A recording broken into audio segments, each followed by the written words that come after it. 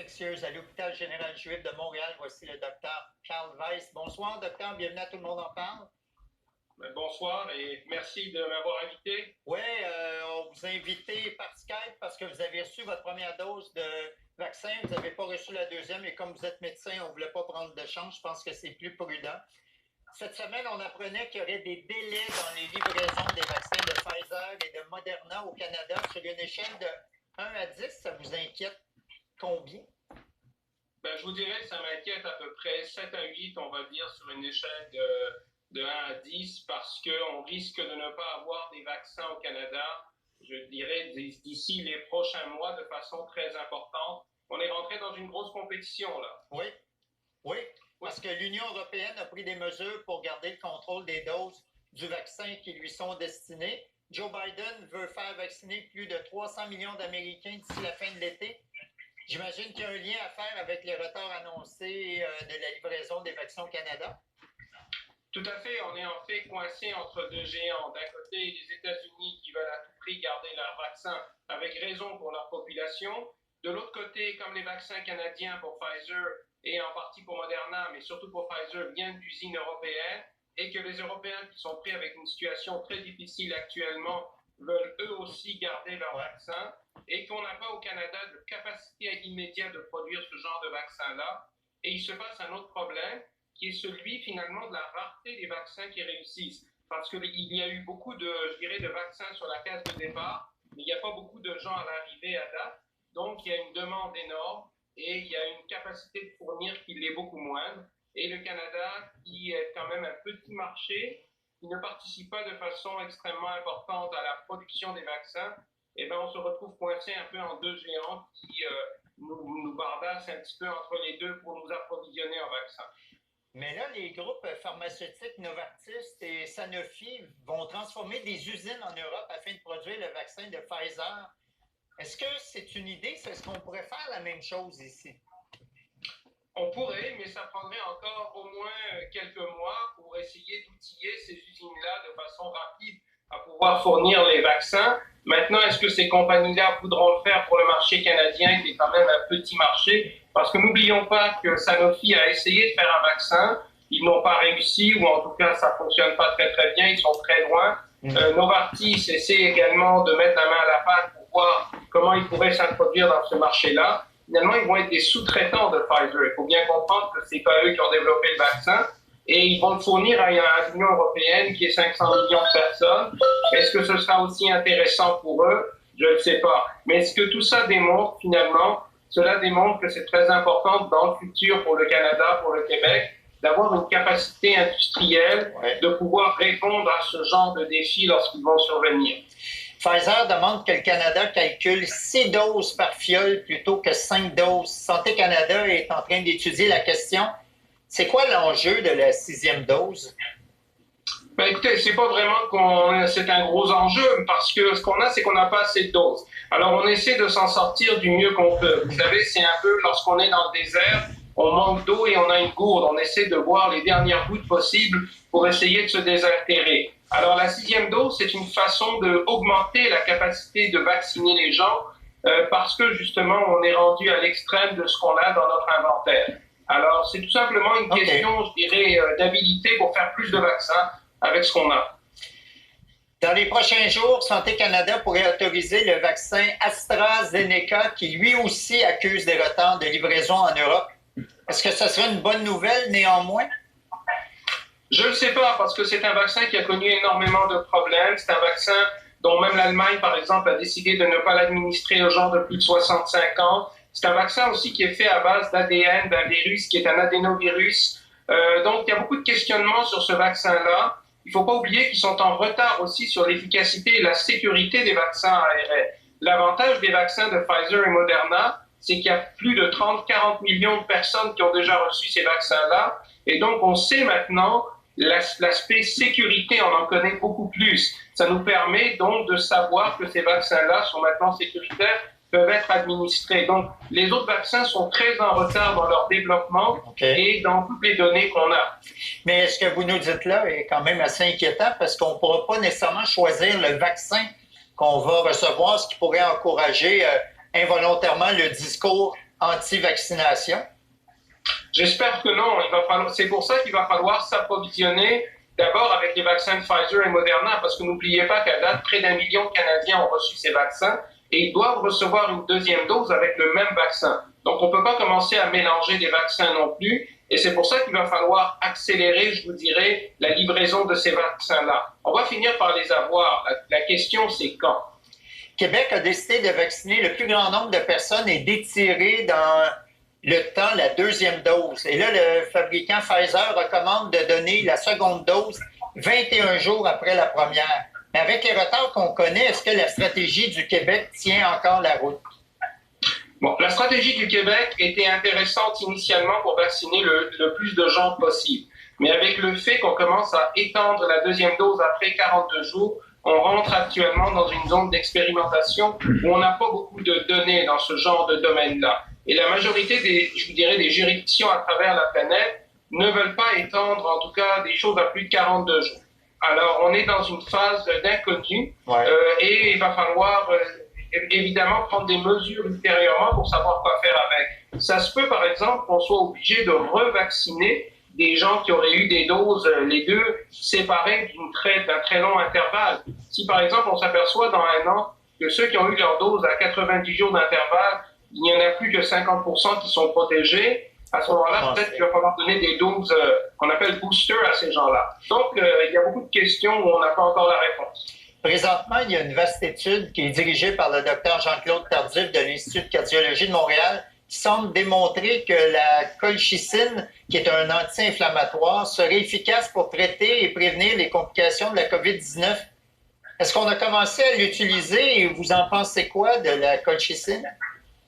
La colchicine, c'est un vieux médicament. L'étude, par contre, quand on commence à l'analyser de façon très statistique, c'est une étude qui est, je vous dirais, moins flamboyante que ce qui a été présenté initialement.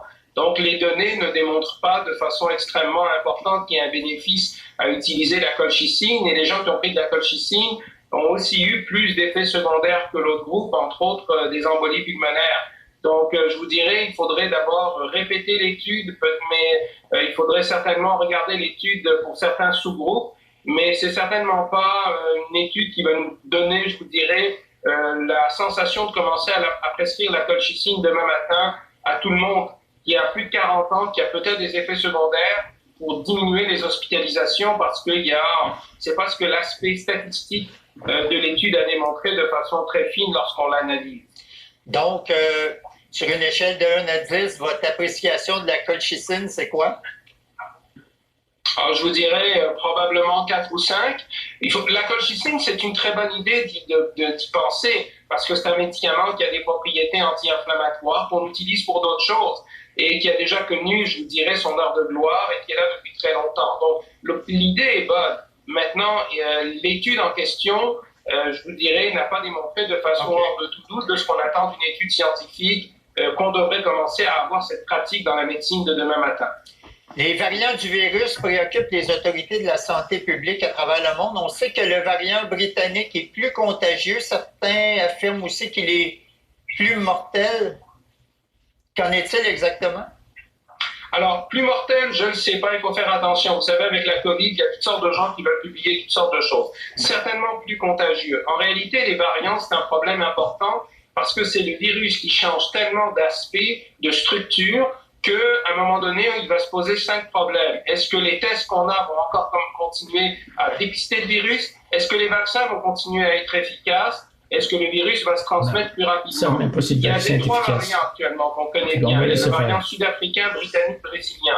Il y en a probablement d'autres sur la planète qu'on n'a pas encore trouvé parce que ça émerge souvent dans des pays, mis à part le variant britannique, et encore dans des pays où les structures sociales où l'environnement fait que le virus se propage beaucoup dans des conditions de pauvreté. Et à ce moment-là, le virus s'adapte à l'espèce humaine. Il ne faut pas oublier qu'un variant, c'est une adaptation du virus à l'espèce humaine. Le virus apprend à mieux nous connaître, à mieux se transmettre pour continuer à se perpétuer de façon plus efficace. Le danger des variants, c'est comme on ne sera pas capable de vacciner toute la planète dans un laps de temps assez rapide, il se peut que dans 8 mois, le Canada soit bien protégé, mais que dès qu'on va aller se promener à l'extérieur, on pourrait revenir avec des variants et les réintroduire dans notre environnement. D'ailleurs, le variant britannique est présent dans au moins 70 pays. Vendredi, on comptait au moins 7 cas confirmés au Québec. On peut facilement imaginer qu'il y en a beaucoup plus. Si le variant britannique se propage ici, on parle de quoi? D'une troisième vague ou carrément d'un tsunami? Ben, on pourrait parler d'une troisième vague. La seule chose avec le variant britannique, c'est que les vaccins de Pfizer et Moderna gardent leur efficacité contre ce variant-là. Donc, si on arrive à vacciner une grande partie de la population québécoise, on va pouvoir contenir ce variant, même s'il se propage plus rapidement. Par contre, ce que ça signifie qu'éventuellement, on va être pris avec d'autres variants, pas juste le britannique. On sait qu'il y a des variants sud-africains ou brésiliens. Et le sud-africain, entre autres, est plus problématique parce que même si les vaccins actuels demeurent encore efficaces, leur efficacité est moindre envers cette souche-là. Et ça, plus les gens vont voyager, plus les gens vont se promener, et on va inévitablement avoir d'autres variants qui risquent d'émerger dans des pays pauvres où la structure favorise la transmission du virus. Dites-moi, docteur, est-ce que vous êtes satisfait des nouvelles mesures du gouvernement fédéral qui concernent les voyageurs, même si elles ont vraiment tardé? Oui, je pense que c'est une très bonne amélioration. Je pense qu'il faut souligner que ces mesures-là vont maintenant permettre de limiter la propagation du virus lorsque, justement, il viendrait de l'extérieur, d'apporter d'autres variants au Canada, au Québec, et aussi d'enlever une certaine pression, je vous dirais, sur les gens qui veulent voyager lorsque ce n'est pas très recommandé, et qui vont finalement créer un surproblème au niveau du système hospitalier, par des hospitalisations et malheureusement des décès à l'occasion.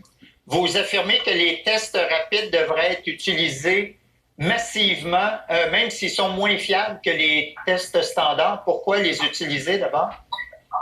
Ben, il faudrait les utiliser parce que c'est un outil supplémentaire. On peut discuter longtemps sur la fiabilité de ces tests-là qui sont définitivement moins bons. Mais par exemple, si vous les utilisez de façon massive à l'intérieur des écoles, où vous testez tout le monde 3 fois par semaine, etc., vous allez finir par retrouver des gens qui sont positifs. Donc, vous allez trouver des gens que vous allez pouvoir retirer de ces milieux-là et diminuer potentiellement le risque de contagiosité. Oui, il y aura même des cas qui seront des faux positifs, mais vous allez les retirer pour rien. Mais c'est pas grave, parce que dans le contexte actuel, dans une société où on vit avec un couvre-feu, avec un confinement, où il y a énormément d'impact au niveau social dans la vie de tous les jours pour tous les Québécois, je pense qu'il faut faire flèche de tout bois, et même s'il y a des limites à ces tests-là, ils peuvent apporter une certaine utilité. Et l'impact n'est pas seulement social, il est aussi mental. Tout à fait. La COVID a littéralement transformé la vie sur la planète, et on voit aujourd'hui des conséquences mentales très importantes, malheureusement, sur la population plus jeune surtout, mais aussi on voit des suicides au Québec, et qui c'est très malheureux qu'on se retrouve dans ce genre de situation-là. Il y a une pression extrêmement importante sur la vie de tous les jours de tout le monde. La COVID a vraiment changé la vie sur la planète sur cet aspect-là. J'ai une question pour vous. Dans combien de temps vous pensez qu'on va pouvoir rentrer 20 000 personnes dans le Centre Bell? Écoutez, j'espère d'ici quelques mois, si on est capable de vacciner toute la population du Québec, on va dire d'ici le mois de septembre, octobre, novembre, quelque chose comme ça, qu'on s'aperçoit qu'on est capable de contrôler le virus au Québec et au Canada, éventuellement même en Amérique du Nord, on pourrait à ce moment-là avoir une espèce de bulle nord-américaine. Par contre, il va falloir vivre dans un espace où il faudra éviter de beaucoup les contacts avec le reste de la planète. Mais si on est capable de vacciner tout le Québec, ou en tout cas une grosse proportion, plus de 70% d'ici l'automne 2021, peut-être qu'on sera capable à ce moment-là de, peut-être pas 20 000, mais on dira 10 000 personnes au Centre Bell. C'est déjà beaucoup. Il y a une enquête de l'Institut national de santé publique du Québec qui a révélé que 41% des Québécois qui ont éprouvé des symptômes de la COVID ne se sont pas fait dépister. Est-ce que ça vous choque autant que moi?